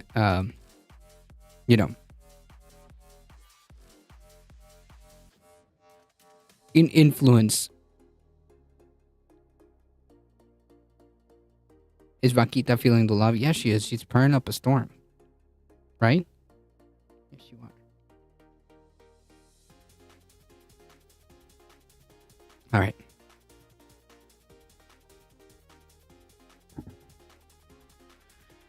It would also eliminate a current 10-day cure period during which the amendment campaign can collect additional signatures if the first batch they collect ends up falling short.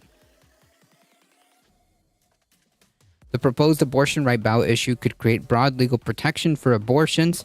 The campaign has hired a professional signature gathering firm to aid in the process, a major step given the tight timeline that they face. Abortion in Ohio currently is legal up to 22 weeks into pregnancy, but only a pending court challenge to the state's heartbeat law that would ban abortion as early as 6 weeks before many women know they're pregnant. The Ohio Supreme Court Republicans hold a 4-3 majority is considering this case. The higher standard would potentially cause the expected ballot issue to fail, since abortion right advocates racked up wins in the 53% to 59% last year in elections in states like Kentucky, Kansas, and Michigan. The issue polled in Ohio at 59% support in last November. The new 60% standard would go into effect in November, although the new signature gathering rules wouldn't go into effect into 2024. Yeah, it seems like this is pretty calculated. Republicans know what the fuck they're doing. The 60% rule would have broader ramifications since the higher standard would apply to any other citizen-initiated constitutional amendments. Citizen-led amendments in the past have been used to hike the minimum wage. Oh, man. Damn. If you thought that this was only just about abortion, oh, boy. Yeah. So, because Republicans refuse to do, like, the basic of basic stuff for people, citizen-led amendments have, led to raising the state minimum wage, legalize gambling, ban smoking in public spaces, which Republicans, I guess, didn't give a shit about to help. They've been used to approve Republican-backed policies like banning. They have also, double-edged sword, have been used to approve Republican-backed policies like banning same-sex marriage in 2004, although this was struck down by the U.S. Supreme Court, and forbidding state government from requiring healthcare coverage. Republican supporters at times have downplayed the connection between proposal and the abortion issue. Lawmakers over the years have grumbled about Ohio's constitutional amendment process since it allowed a casino interest to bankroll a campaign in 2009, granting themselves a monopoly, including writing their parcels of land into permanent law. Even the threat of a ballot issue like a forming gerrymandering reform a decade ago at times have spurred the legislature into action, leading to redistricting reform lawmakers helped pass in 2015 and 2018. But over time, Republicans have become increasingly explicit in tying the 60% proposal to the potential abortion campaign. The Ohio Republican Party endorsed the measure last week, with its committee members describing it as a key part to defeat the abortion amendment. Jesus. Extremists have said their quiet part out loud. Westlake, a Democrat, said during the floor debate, "Today we're here about abortion. I'm in a permanent lull." Yeah. Hello. Welcome to America. But not all Republicans are on board with tying the issue to defeating the abortion measure. Representative Haraz Gambri, a Perrysburg Republican, repeatedly denied so much. For me, this is about protecting the Constitution, period. But, so then why? Part of the Constitution is to have that democratic aspect of it. Why would you want to make it harder? As potential abortion right amendment picks up steam last year, so did the proposal to make it harder to amend the state constitution. Republicans tried but failed to approve it in the hectic lame duck session last December and failed again in January thanks to the complicated politics that emanated from a heated leadership fight. During the House's first session on January 3rd, Stevens became the speaker, defeating a rival Republican candidate who'd appeared to lock position up thanks to support from minority Democrats. Democrats believed at the time that they had at least an implied promise from Stevens to halt the 60% proposal, which was a top priority for Stevens' rival, State Representative Derek Merrin. Yeah, well, why would you trust Republicans?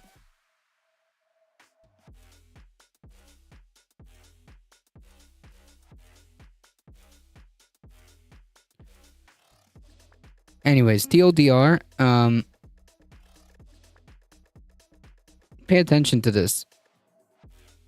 Pay attention to this. There is a vote coming up in August. So if you're in Ohio or know somebody in Ohio,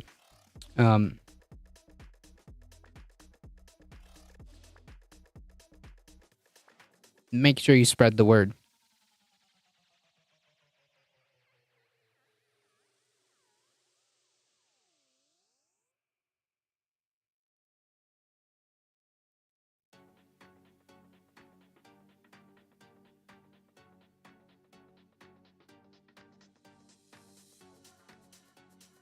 All right.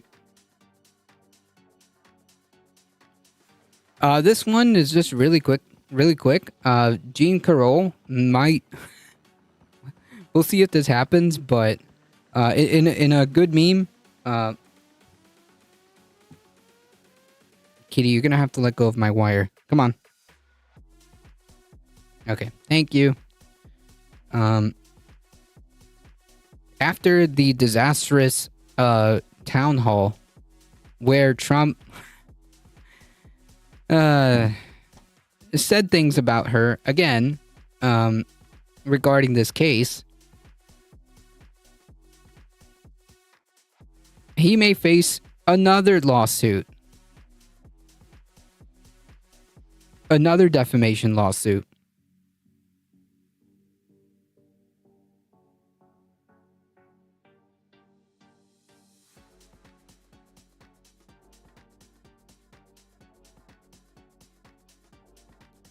Will they do it? I don't know.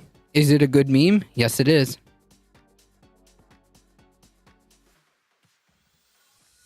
I guess we'll find out.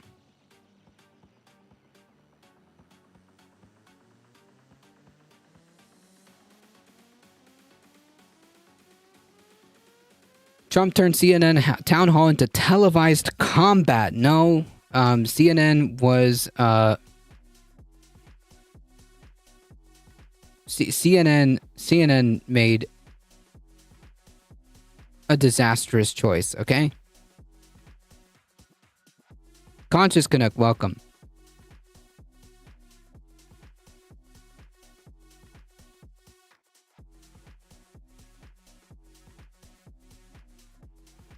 I've seen you around the Majority Report earlier today.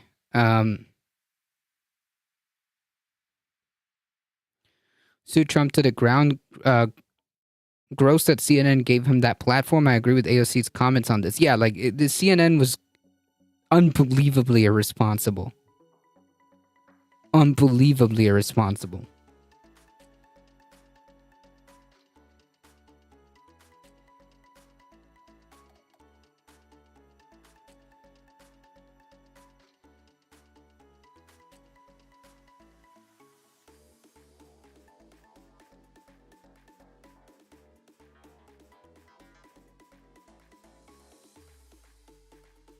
Really don't think I sounded off there?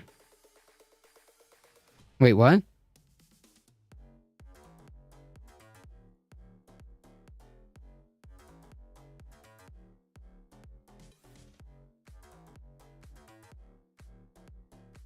I was not of sound mind earlier, though.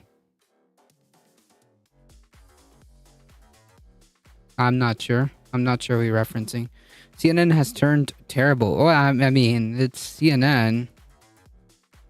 I don't know what else to say. But yeah, this one was incredibly egregious.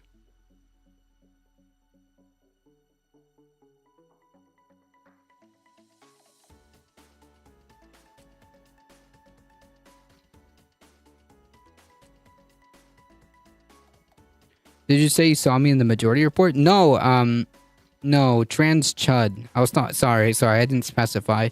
I was talking about the username trans chud. I saw them in the Majority Report.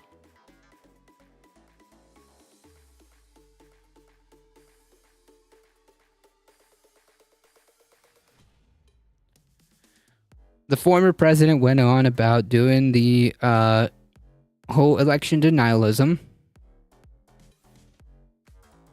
And the amount of pushback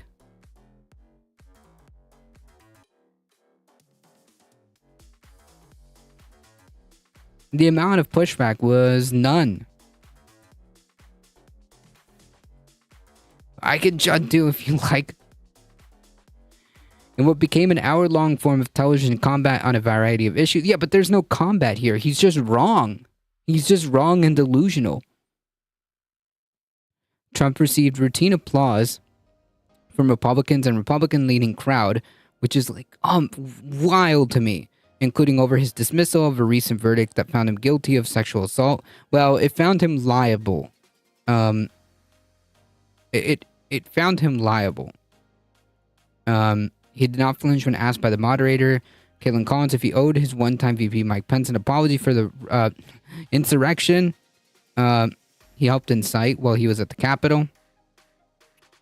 Later, he was inclined to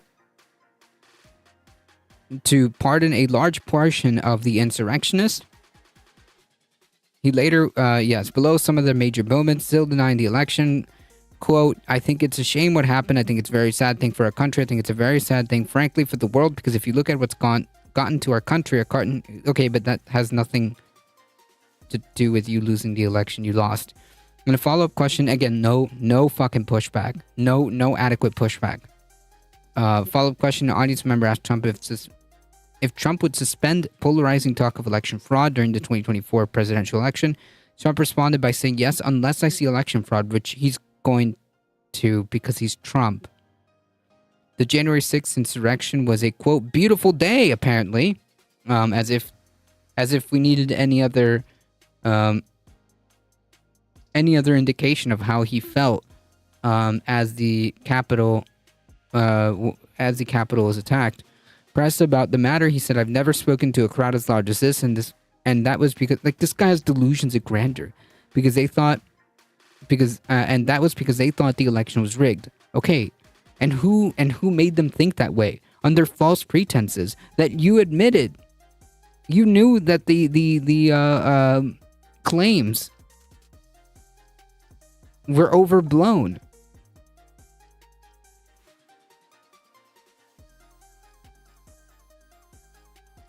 And mind you, like, understand that what this means. Beautiful day. Oh man, Jesus. Okay, so like understand the ramifications of this statement, right? So he's saying that the election was rigged. There was a large crowd. This is okay. It was a beautiful day. So you know what? When I continue to prime the pump, if I lose the election in 2024, you know what? That's a green light. That's a green light, because if I lose and the election is rigged, you don't need evidence. Just believe me. And they were there proud. All based on a lie, by the way. They were there with love in their heart. Yeah, dude, I saw the love being spread around as they assaulted police officers. Yeah. That was unbelievable, and it was a beautiful day. Yep, as the Capitol burned. Yeah, cool, dude. Nice meme. Trump said he did not have any regrets about the insurrection that left 5 dead and halted the proceedings to confirm the election of Biden. He expressed empathy for Ashley Babbitt, who was at the riot and insurrection, was fatally shot. He said the police officer who shot her was a thug. She was killed and shouldn't have been killed, and that thug that killed her, there was no reason to shoot her at blank range, cold blank range, just shot her. She was a good person. She was a patriot. Well, nobody there was a patriot. Understand that. It was an insurrection. By definition, none of those people were fucking patriots. Trump dismissed the claims made by former columnist Jean Carroll that she was sexually assaulted by him in the dressing room of the luxury Manhattan department store in Bergedorf Goodman years ago. Trump claimed that he did not know Carroll. Asked if the case was disqualifying him from being president, he responded that his polling numbers went up. The CNN town hall just comes after one day after he was found guilty for, liable for sexual battery and defamation, and was awarded she was awarded $5 million damages. Trump was not found liable for rape. Trump's attorneys said they plan to appeal. Trump went on to joke about Carroll's claim and called it a fake story, which was the whole premise of the defamation lawsuit, which he may get hit with again.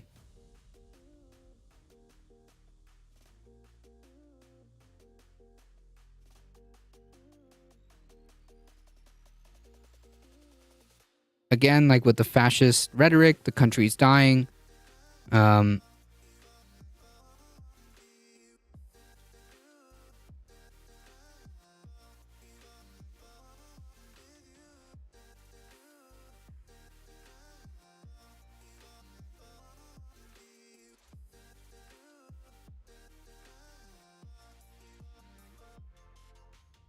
of the most testy exchanges between Trump and Combs came when she pressed him on a federal investigation into the documents that were found at Mar-a-Lago after Combs pushed back at his repeated assertion that Biden had taken more documents than he had. He went back and nasty person.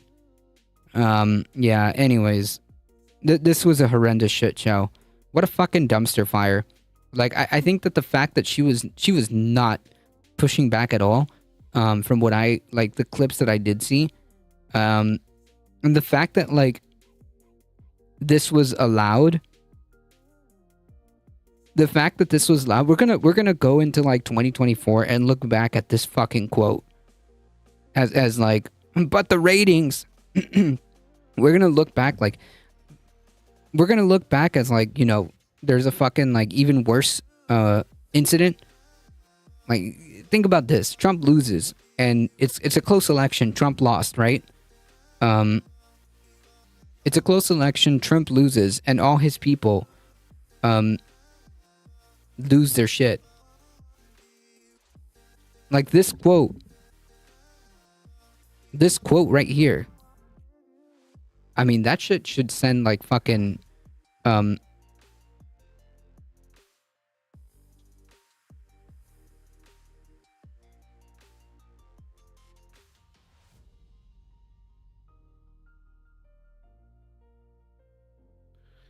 laughing was surreal. Yeah, the laughing was the laughing, and the agreement was even more disturbing. But the host did absolutely nothing, and the fact that CNN even decided to go through with this was completely egregious. And again, we'll be looking at an even worse incident than January 6th, and than the insurrection of January 6th. We'll be looking at a worse incident in the next election if he loses, and it's a close race. And we'll be looking back at this kind of type of quote. I'm sure it won't be the last.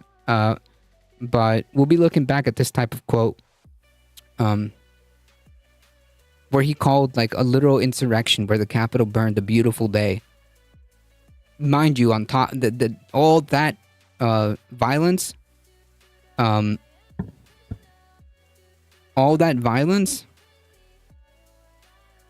was based on a lie, because CNN did not screen Trump and the 400 people. Well, no, they did. What do you mean? They know who Trump is. CNN is just looking to survive. They drag themselves through as much as mud as necessary to do so. Yep. Hope it was worth it. Fucking pieces of shit. We're gonna look back and view quotes like this as a worse incident than January 6th happens. Because, you know, it was a beautiful day. Unfucking believable.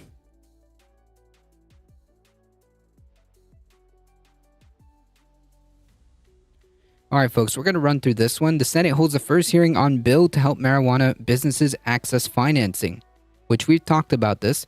The Senate Banking Committee is holding its first ever hearing on Thursday on a bipartisan bill that would allow cannabis industry to access traditional banking services, which marijuana business see as critical to their survival. The meeting, titled Examining Cannabis Banking Challenge of Small Business and Workers, we'll hear testimony from lawmakers on both sides of the aisle, who introduced the standalone bill last week. The committee will also hear from witnesses, including cannabis regulators of Color of Coalition, Drug Policy Alliance, and United Food and Commercial Workers International Union. So the TLDR, I'm going to make a command called Beautiful Day, and it will just repeat that quote. The TLDR of this, because I got to get going, is that they are finally holding the first hearing for the cannabis industry to be able to access like normal banking, which is a good first. It is a step forward.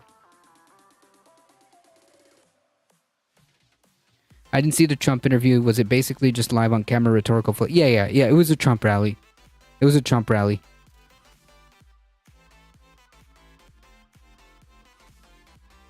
CNN should have been nasty to Trump and his fans. No, they shouldn't. That town hall should have not happened. Period.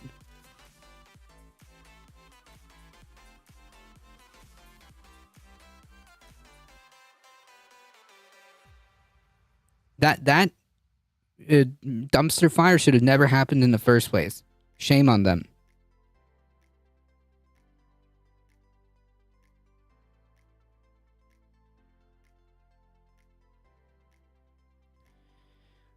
Anyways, the TLDR of this is that there are some, I guess, preliminary steps being taken. Who knows? Hopefully this leads into more steps, because we really do need a federal legalization of marijuana.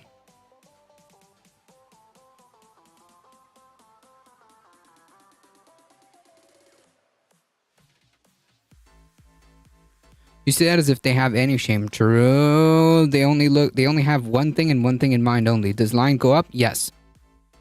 But America cannot say F off to Trump. It's been since November. Yeah, well, CNN could be like, you know what?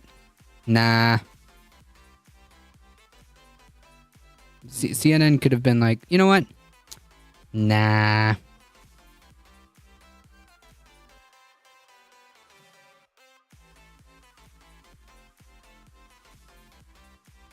Supposedly, the Biden administration started the process to deschedule cannabis. I think they looked and they are asking the DOJ and Department of Health, I think, to see what things that can work out, or at least to deschedule it, like you said. I don't know where they're at, because that's unironically that's the last thing we reported on. We'll see. So more study. We just haven't seen any more action since that time. Until now, hopefully marijuana businesses are able to get access to regular banking systems, and it just keeps going from there.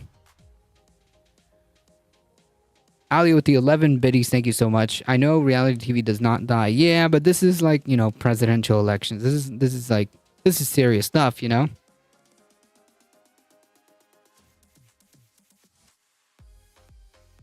All right, folks.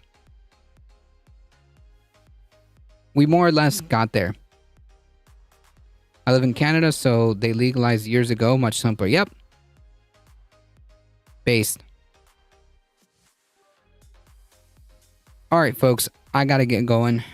Thank you guys so much for hanging out. You guys are what makes this channel grow. I appreciate it. If you guys want to support the channel, please make sure you hit the follow button. It really does help us out. We'll be here Monday through Thursday, 5 p.m. Eastern time.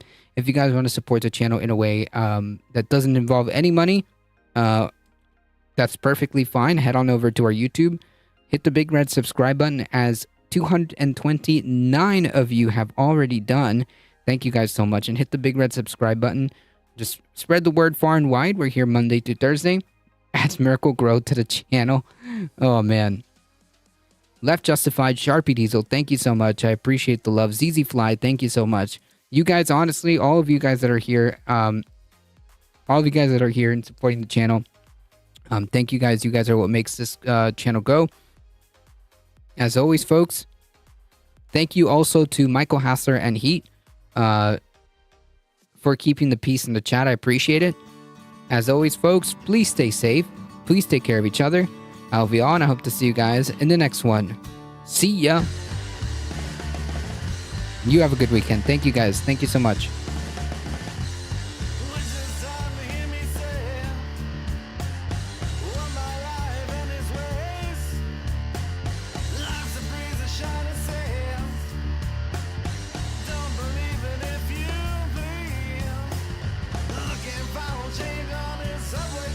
All right, folks, we're heading out in 5, 4, 3, 2, 1. Thank you, Echo Resto Dragon. Appreciate it.